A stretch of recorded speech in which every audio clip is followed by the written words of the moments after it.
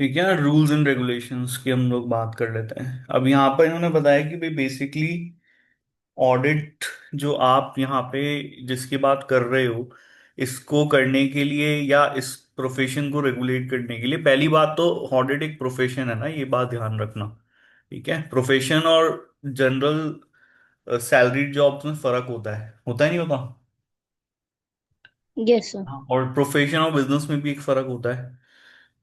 क्यों फर्क होता है? क्योंकि हम ये मानते हैं कि भी प्रोफेशन में एंटर वही पर्सन कर सकता है, उसके वही पर्सन कर सकता है जिसके पास एक स्टैंडर्ड क्वालिफिकेशन होगी। बिजनेस करने के लिए ऐसी कोई रिक्वायरमेंट नहीं है ना।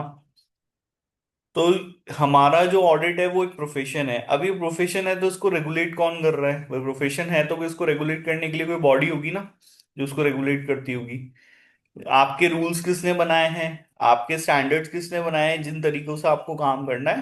तो ये सब चीजें बेसिकली इस चैप्टर में हमको यहाँ पे देखनी है।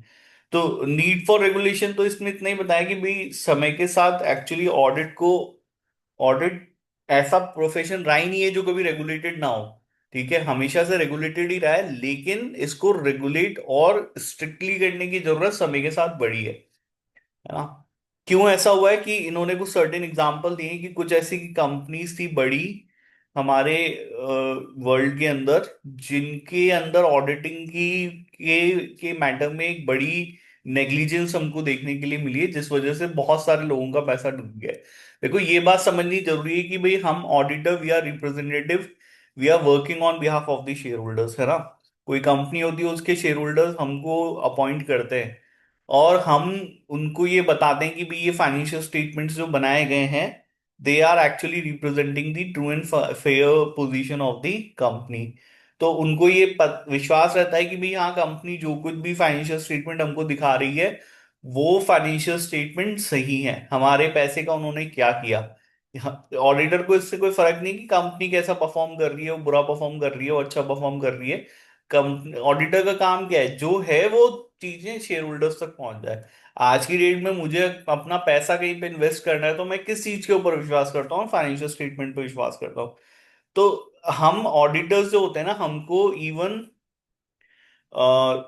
इकोनॉमी के रिसोर्सेज का कस्टोडियन भी बोला जाता है। मतलब ये बहुत बड़ी टर्म आपको दी गई है कि आप किसी इकोनॉमी के जो रिसोर्सेज है ना, आप उसके कस्टोडियन हैं, आप उसको संभाल के रखते हैं।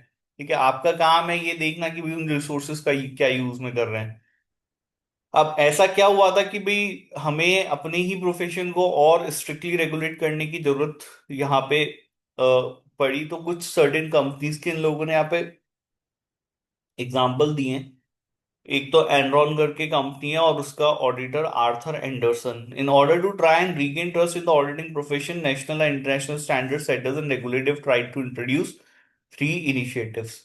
ठीक है, तो अब जो सब कंट्रीज में जहां जहां पे भी ऑडिटिंग के लिए बॉडीज है, देखो हर कंट्री की अपनी एक अलग बॉडी है यहाँ पर ना। इंडिया की बॉडी कौन सी है ऑडिट की, नेहल?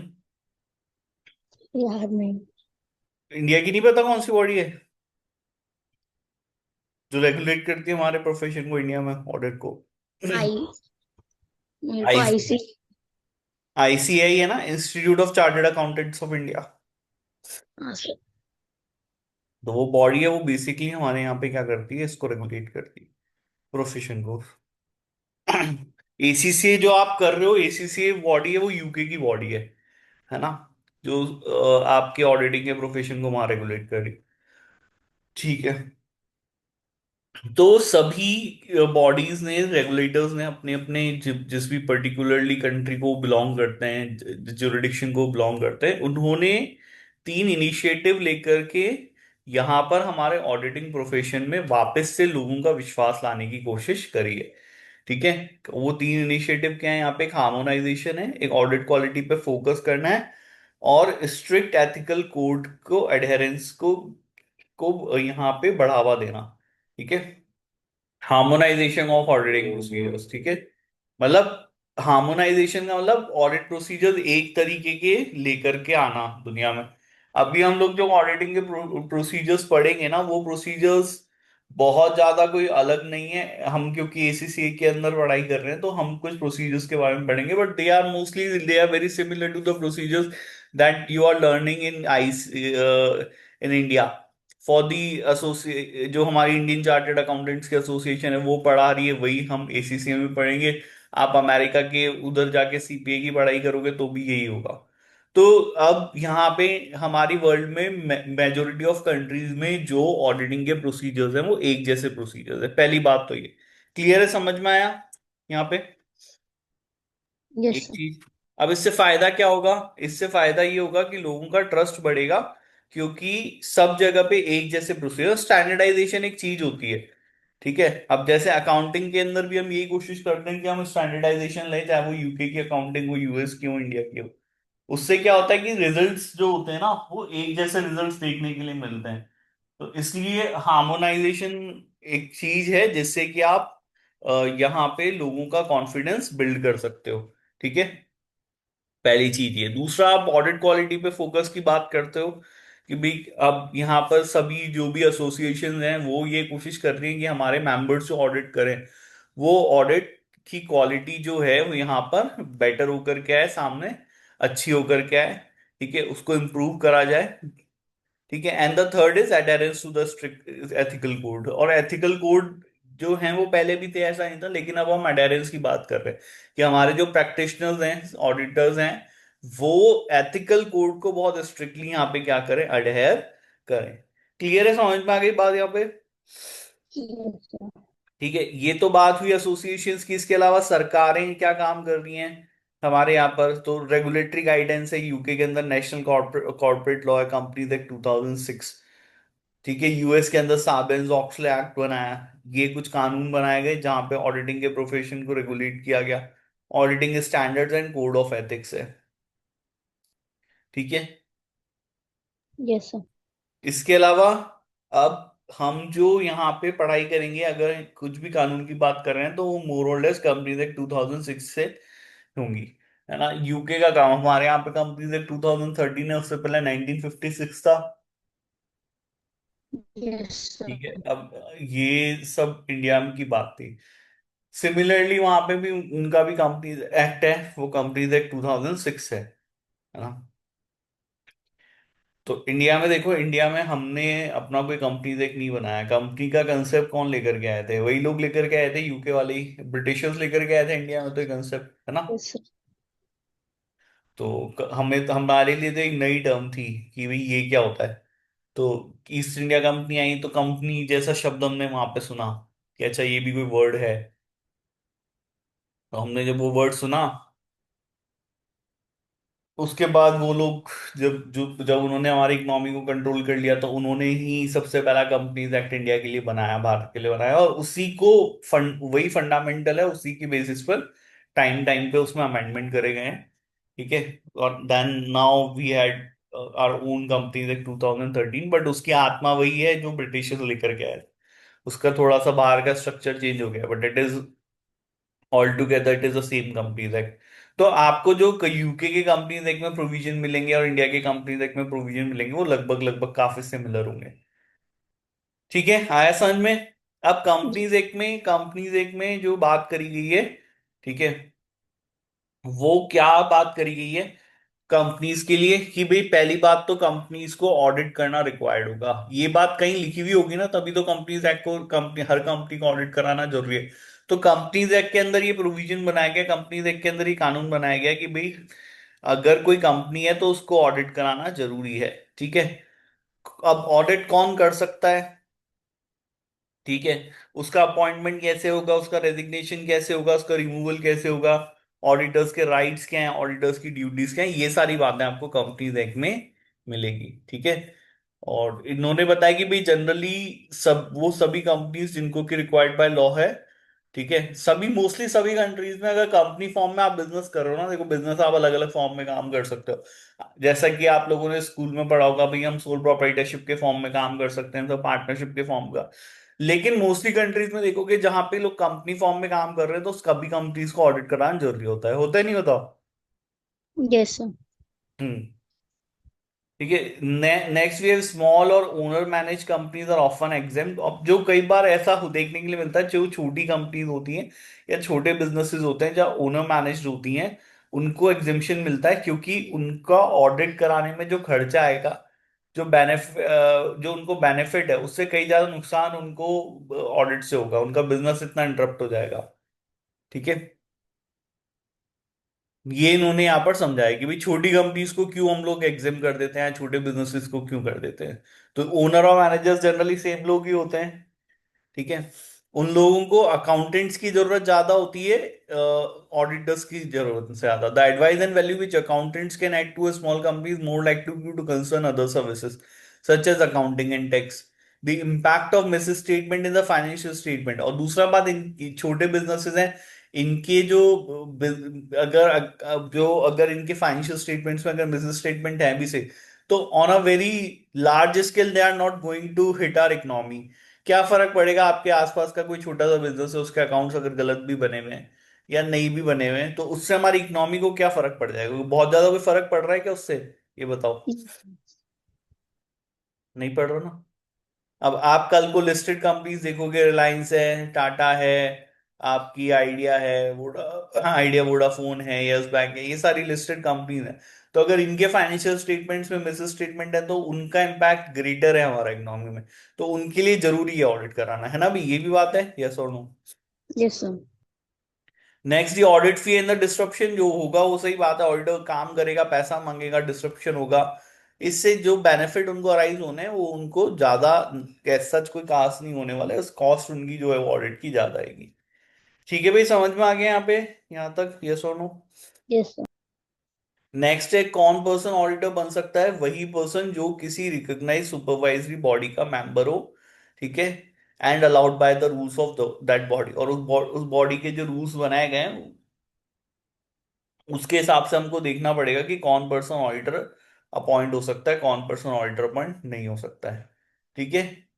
रिकॉग्नाइज सुपरवाइजरी बॉडी जैसे एसीसी है, आईसीआई है, इन बॉडीज के जो मेंबर्स हैं, वो ही एज अ ऑडिटर हो सकते हैं, या फिर जिसको स्टेट ने बेटा डायरेक्टली ऑथोराइज कर दिया हो। है ना? अब स्टेट वर्ड से मतलब समझते हो क्या होता है? स्टेट किसको कहते हैं हम लोग?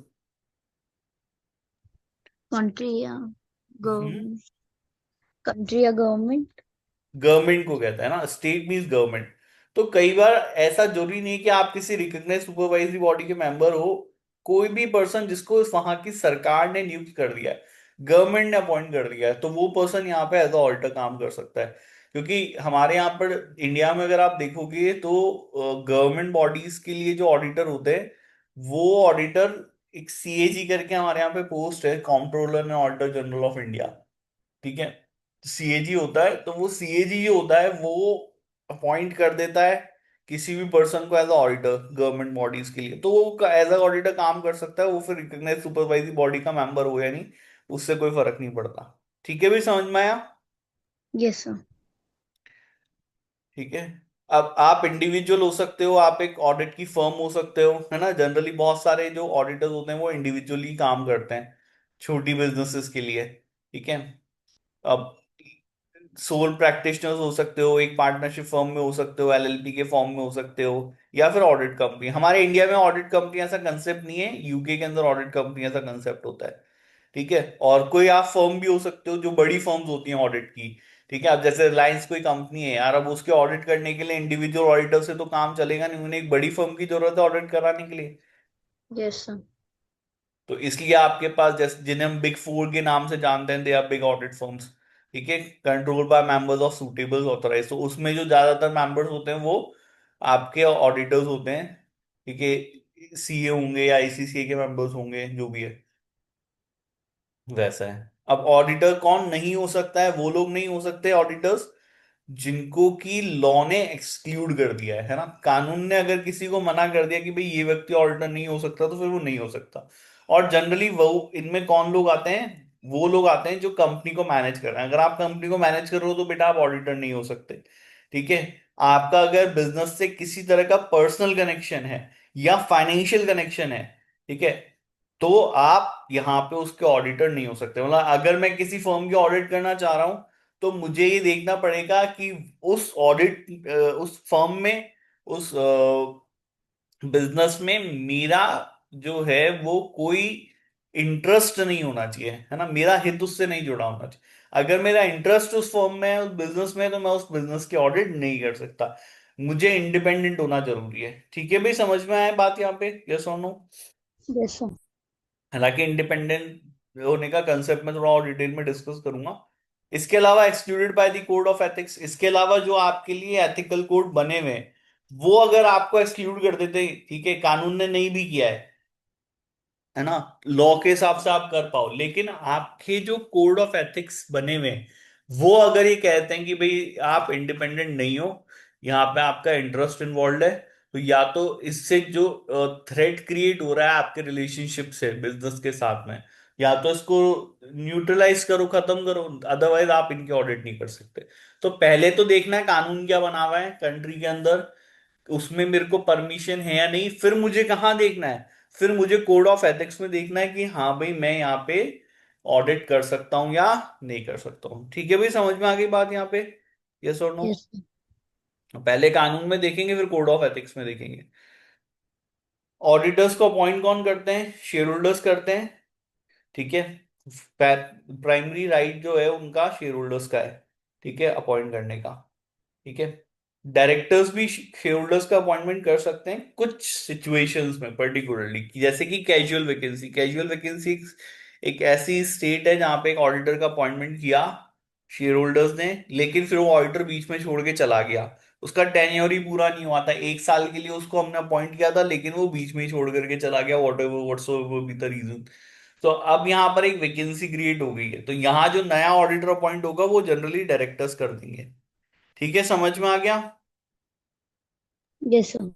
ठीक है, उसके अलावा फिर कई बार सेक्रेटरी ऑफ स्टेट, मतलब आपकी सरकार भी यहाँ पे क्या कर देती है, आपको ऑडिटर अपॉइंट कर देती है। मतलब अगर वो तब केसेस होते हैं जब किसी कंपनी के अंदर उसके सदस्य, मतलब उसके शेयर होल्डर्स, उसके मेंबर्स और डायरेक्टर्स अपॉइंट नहीं कर पाए, व्हाट्सोएवर बी द रीजन, तो ऐसे केस में ऐसा नहीं है कि आपको ऑडिट से एग्जेम्पशन मिल जाएगी। उस केस में स्टेट जो है वहां पे इंटरवीन करके यहाँ पे क्या कर सकती है, ऑडिटर अपॉइंट कर सकती है। ठीक है, पब्लिक कंपनीज में बेटा जो अपॉइंटमेंट होता है वो one AGM to the next AGM क्या होता है? एजीएम क्या होता है, पता है? Yes sir, annual general annual meeting. General meet. तो जो पब्लिक कंपनीज होती है वहां पे टेन्योर्स एक एजीएम से लेकर के नेक्स्ट एजीएम तक का होता है। ठीक है, और जबकि प्राइवेट कंपनीज में जो ऑडिटर्स अपॉइंट होते हैं अनटिल दे आर रिमूव, जब तक कि उनको रिमूव नहीं कर दिया जाएगा तब तक वो एज ऑडिटर क्या कर सकते हैं, काम कर सकते हैं। क्लियर है, समझ में आ गई बात यहाँ पे? Yes sir. क्या ऑडिटर को निकाला भी जा सकता है? बिल्कुल, ऑडिटर को निकाला भी जा सकता है। इसके लिए हमने नियम बनाए हैं। ठीक है, auditor sufficiently secure tenure of office to maintain independence of management. The auditor can be removed if there are doubts about their continuing ability to carry out their duties. तो उसको तभी निकाला जा सकता है जब आपको एक डाउट है कि भाई वो अपनी जो ड्यूटीज है, जो जिम्मेदारियां हैं उसकी, वो उनको नहीं निभा पाएगा। उसी केस में आप क्या कर सकते हो ऑडिटर को, मतलब ऐसा नहीं है कि वो चाय में मक्खी है मन पड़ा, उसको निकाला अच्छा नहीं लग रहा चलो बाहर फेंक दो निकाल के। ठीक है, उसको स्टैट्यूटरी वे में अपॉइंट किया गया है, नियमों एज पर लॉ अपॉइंट किया गया है। तो बहुत आपको अगर डाउट हो ना कि उसकी एबिलिटी के ऊपर कि भाई अब ये अपना काम कर पाएंगे नहीं कर पाएंगे अच्छे से, तो ही आप उसको निकाल सकते हो। ठीक है, can usually be achieve by simple majority at a general meeting of a company. तो हमको सिंपल मेजोरिटी चाहिए। अब मेजोरिटी दो तरह की होती है, स्पेशल मेजोरिटी होती है, एक सिंपल मेजोरिटी। सिंपल मेजोरिटी का मतलब क्या हो गया, पढ़ा है ये थोड़ा बहुत? 50, more than 51%। 50% is simple majority. 100 में से अगर 51 लोग ये चाहते हैं कि भाई ऑर्डर को हटा दो, तो आप हटा सकते हो। They are some safeguards, लेकिन उसको हटाने के बाद हमने कुछ सेफ गार्ड्स भी अपॉइंट किए कि हमें ऑडिटर को एक स्पेसिफाइड नोटिस पीरियड देना पड़ेगा to prevent the resolution to remove the order being suggested at a short notice in order to influence the outcome of the vote. The order can circulate, हमने auditor को अधिकार दिए गए बेटा यहाँ पर। ठीक है, स्पेसिफाइड नोटिस पीरियड का हो गया। ठीक है, ऑडिटर अपन चाहता है कि भाई ठीक है मेरे को निकाल दो, लेकिन जिस मीटिंग में मुझे निकाला जाएगा जनरल मीटिंग में, मैं वहां पर रिप्रेजेंटेशन सर्कुलेट करना चाहता हूँ कि मुझे क्यों नहीं निकाला जाए। तो वो उसको हमने राइट दिए हुए हैं। स्टेटमेंट ऑफ सर्कमस्टांसेस वो दे सकता है कि किन परिस्थितियों में मेरे को यहाँ पे निकाला जा रहा है या क्या चीज हुई है। तो ये सारे राइट्स हमने उसको दिए ताकि भाई मेंबर्स के सामने सच्चाई आ जाए कि भाई क्या हुआ है। क्लियर है, समझ में आ गया यहाँ पे? Yes sir. ठीक है, तो आप ऑडिटर को रिमूव कर सकते हो। आप चाहो तो सिंपल मेजोरिटी से। यहाँ पे उसके पास कुछ राइट्स होंगे जिनको वो एक्सरसाइज कर सकता है।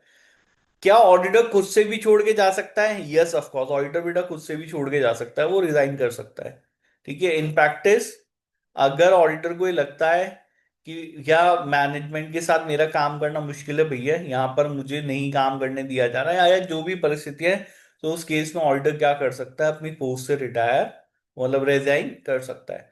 उस केस में उसको मेंबर्स को, कंपनी के सदस्यों को और रेगुलेटरी अथॉरिटी को स्टेटमेंट ऑफ सर्कमस्टांसेस देना जरूरी होगा। मतलब एक रिटर्न वो लेटर लिख के देगा कि भाई ये परिस्थितियां हैं जिनकी मैं क्या कर रहा हूं, मैं रेजिग्नेशन दे रहा हूं।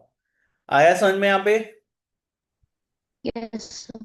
ठीक है, आपके एसीसी में अगर आप टर्म से पहले छोड़ रहे हो तो आपको एसीसी को रिस्पॉन्स डिपॉजिट मतलब बताना जरूरी होगा। क्लियर है, समझ में आ गया यहाँ पे? यस और नो? Yes sir. ऑडिटर के राइट क्या क्या है? कंपनी की books and record reasonable time पे आप एक्सेस कर सकते हो। आप कंपनी से किसी भी तरह की इंफॉर्मेशन एंड एक्सप्लेनेशन मांग सकते हो जो आपको ऑडिट के लिए जरूरी लगती है। ठीक है, जनरल मीटिंग का नोटिस लेने के लिए आपके पास राइट है, मतलब आपके पास राइट दिया गया है कि अगर जनरल मीटिंग होगी तो वहां उसको ऑडिटर को भी बुलाना पड़ेगा। तो आपके पास नोटिस रिसीव करने का राइट है। उस मीटिंग में आपको सुने लोग, ये आपके पास अधिकार है।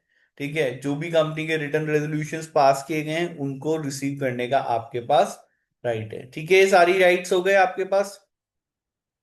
Yes sir. सिंपल है, ज्यादा कुछ ऐसा ही है नहीं ना कि डिफिकल्ट बहुत ज्यादा मेरे को डिटेल में इन डेप्थ समझाना पड़े। तो अब जब आप अपॉइंट होते हो तो ये, अब आप रिजाइन करते हो तो आपके पास ये राइट है कि आप कंपनी में जनरल मीटिंग में अपने स्टेटमेंट ऑफ सर्कमस्टांसेस देने का आप अधिकार रखते हो। और आप ये भी अधिकार रखते हो कि कंपनी वो नोटिस ऑफ सर्कमस्टांसेस सर्कुलेट करे मेंबर्स के बीच में, सबको देगी हाँ भाई ये इन परिस्थितियों में छोड़ रहा है। आया समझ में? क्लियर है क्या यहाँ पे? यस और नो? यस। ड्यूटी क्या है? एक्सटर्नल ऑडिटर की ड्यूटी प्राइमरी यही है कि financial statements true and fair, आपको ओपिनियन देना है कि जो फाइनेंशियल स्टेटमेंट है ट्रू एंड फेयर व्यू का रिप्रेजेंटेशन कर रहे हैं या नहीं कर रहे। ठीक है, ये आपकी प्राइमरी रिस्पॉन्सिबिलिटी है, बस ये आप ध्यान रखना है ना कि भाई हमें क्या करना है, हमें सर एक ओपिनियन देना है कि भाई financial statement true and fair view का रिप्रेजेंटेशन कर रहे हैं या नहीं कर रहे। This is our primary responsibility.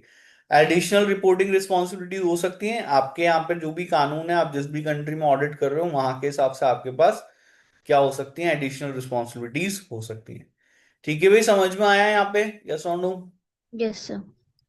ठीक है नेल, आज इतना ही पढ़ेंगे, फिर एक एक क्लास और हो जाएगी, कल ही खत्म हो जाएगा इंटरनेशनल रेगुलेशन। ये छोटा सा ही टॉपिक बचा है, इसको पढ़ के कल खत्म कर देंगे। ठीक है भाई, यस सर। 5-6 तारीख तक थोड़ा धीरे पढ़ेंगे, फिर 7 से फिर जैसे वो आ जाएंगे बाकी बच्चे तो फिर और पूरी 1 घंटे की क्लास ले लेंगे, है ना? Okay sir. चलो फिर आज की क्लास में ही खत्म करते हैं, बाय।